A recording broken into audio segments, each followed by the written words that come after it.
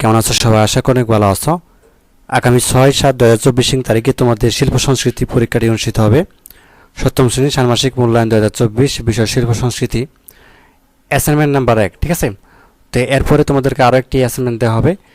তো দুটি অ্যাসাইনমেন্ট দিব, সেখান থেকে তোমাদের কিন্তু অনেকগুলো প্রশ্ন, এর সাথে হচ্ছে অনেকগুলো যে মূল্যায়ন যে প্রশ্নগুলো রয়েছে সেগুলো কিন্তু কমন পড়বে। ঠিক আছে, তো ভিডিওটি শুরু থেকে শেষ পর্যন্ত দেখো আসলে কী টাইপের মূল্যায়ন হবে এবং তোমাদের শিল্প সংস্কৃতিতে কি পড়বে এবং কি তোমাদেরকে আঁকতে হবে পরীক্ষার মধ্যে মূল্যায়নের সময়, আর কি নিয়ে যেতে হবে এটিও এ ব্যাপারে কথা বলবো। ঠিক আছে, তো ভিডিওটি অত্যন্ত গুরুত্বপূর্ণ। যারা নতুন রয়েছে আজ তাদের ডিসক্রিপশনটি অবশ্যই সাবস্ক্রাইব করে রাখো। তো দেখো, এখানে আমরা একটি প্রশ্ন রেখেছি প্রথমেই অ্যাসাইনমেন্ট নাম্বার 1-এ, যে লোকশিল্প কাকে বলে? লোকশিল্পের একটি তালিকা প্রস্তুত করে খাতায় লেখো। ঠিক আছে, তো এরকম একটি কিন্তু প্রশ্ন আসতেই পারে।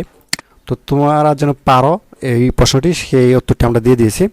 উত্তরটি হচ্ছে এরকম, যে গোষ্ঠীবদ্ধ মানুষ যারা উন্নত সমাজের কাঠামোর মধ্যে বিরাজমান করে কিন্তু ভৌগোলিক অথবা সাংস্কৃতিক কারণে শিল্পের উন্নত ধারা থেকে বিচ্ছিন্ন হয়ে পড়ে, তাদের নির্মিত এই শিল্পকে লোকশিল্প রূপে বিবেচনা করা হয়। তো লোকশিল্প কোনো সমাজের মৌলিক সংস্কৃতিকে তুলে ধরে। ঠিক আছে, তো তারপর আমাদেরকে বলা হয়েছে যে লোকশিল্পের একটি তালিকা প্রস্তুত করতে বলা হয়েছে। তো তোমার দেখা যদি বলে যে তোমার দেখা লোকশিল্পের একটি তালিকা প্রস্তুত করো, তাহলে এই আনসারটি এরকমই দিবা। সেটা হচ্ছে যে লোকশিল্পের একটি তালিকা প্রস্তুত করা হলো: 1. শীতল পাটি, 2. নকশিকাঁথা, 3. রঙিন শিখা, 4. চাঁদোয়া, 5. রিক্সার পেন্টিং, 6. কাঁসা গ্লাসের নকশা, 7. পিঠার মধ্যে নানা রকম নকশা, 8. গায়ে হলুদের গান গাওয়া গান, 9. ধান কাটার উৎসবের গান। ঠিক আছে, এই সবই কিন্তু তোমাদের হচ্ছে লোকশিল্পর মধ্যে পড়ে। আশা করি বুঝতে পারছো।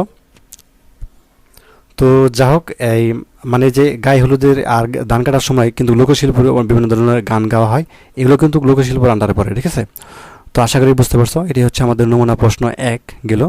তো এরপরে তোমাদেরকে যেটি করতে হবে সেটি হচ্ছে যে এখানে একটা প্রশ্ন দেখো, যে প্রশ্ন কাগজ কেটে বিভিন্ন জালার তৈরি করো। ঠিক আছে, তো গত বছর যারা ষান্মাসিক মূল্যায়ন দিয়েছিল সপ্তম শ্রেণীতে, তাদেরও কিন্তু জালর তৈরি করতে বলা হয়েছিল। তারা কিন্তু বিভিন্ন ধরনের জালর তৈরি করেছিল। ঠিক আছে, তো এই কাজটি কিন্তু তোমাদেরকে অবশ্যই শিখতে হবে।